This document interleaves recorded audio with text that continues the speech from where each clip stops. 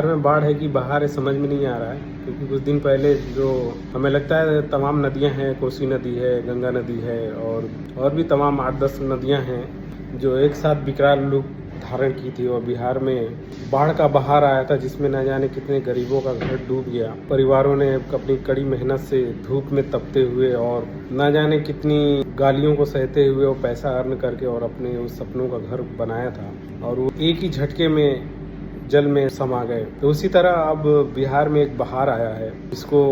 आप कह सकते हैं कि आप दोनों हाथ से नहीं दोनों पैर से भी बटोर सकते हैं। तो बहार ये है कि अब कुछ ही दिन पहले हमारे माननीय प्रधानमंत्री जो हैं उन्होंने एक स्कीम लॉन्च किया महिलाओं के लिए, जिसमें हर 75 लाख महिलाओं के खाते के अंदर 10-10 हज़ार रुपये डाले गए और ये 10-10 हज़ार रुपये जो डाले गए वो महिलाओं के कल्याण के लिए, उनके स्वरोजगार के लिए। तो मेरा प्रश्न इतना ही है कि ये जो 7,500 करोड़ रुपए जो हैं वो हमारा और आपका पैसा है, वो टैक्स का पैसा है और टैक्स के पैसे से आप चुनाव से पहले ही ऐसे ही फ्री की रेवड़ी जो बांट रहे हैं आप, तो ये आपका ही वक्तव्य है कि खुले मन से आपने ही वक्तव्य दिया था कि ये तमाम पार्टियां जो हैं फ्री का रेवड़ी बांट रही हैं और ये गलत भी है।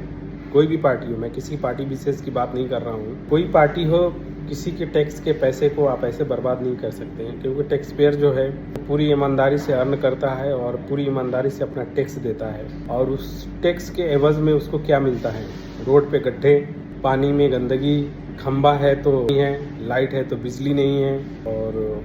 तमाम सारी चीज़ें हैं जो आप लोग आए दिन देख भी रहे होंगे। तमाम परियोजनाएं जो बिहार में भी कुछ दिन पहले पुल ढह गया और तमाम जगह एक स्कॉर्पियो पलट गई थी पानी में, गड्ढे में, ज़मीन मतलब वो रोड ही पूरा गड्ढा हो गया था, पानी से भर गया था और स्कॉर्पियो पलट गई। काफ़ी न्यूज़ में वो भी चला। तो एक टैक्स पेयर जो है एक्सपेक्ट करता है अगर वो टैक्स दे रहा है तो उसके टैक्स के पैसे जो है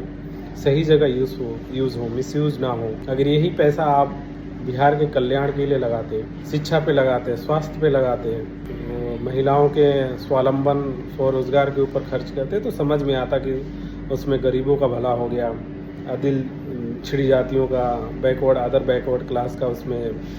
भला हो गया। लेकिन नहीं, अब तो ये स्कीम चल रहा है कि आप रोजगार कर रहे हैं तब भी आपको पैसा मिलेगा, नहीं कर रहे हैं तब भी आपको पकड़ के पैसे दिए जा रहे हैं। और यही है कि आपके पास खाता होना चाहिए। आप रात को सो के उठो, सुबह देखो तो आपका अकाउंट 1,000 रुपये 2,000 रुपये जरूर क्रेडिट हुआ। ये सारी तमाम चीज़ें हैं, जनता का दिल